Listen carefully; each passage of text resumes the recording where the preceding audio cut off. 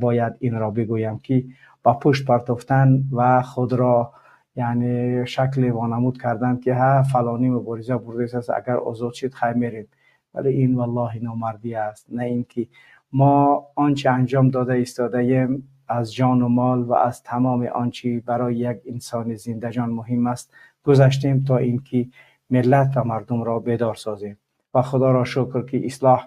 بدون اینکه من تعریف کنم، بدون اینکه من چیزی بگویم، همه این ملت و مردم آگاه است که چه کارهای را 24 شبانه 24 ساعت در یک شبانه روز انجام داده ایستاده ایم. همه‌اش به خاطر بیداری شما، همه‌اش به خاطر کشف جنایات و اعمال بدی که این رژیم در این حکومت داری خودش انجام داده ایستاده است و مردم را به بدترین حالات و وضعیت آورده رسانده است. ولی باز هم میخواهد خود را شکل جلوگر نماید که گویا او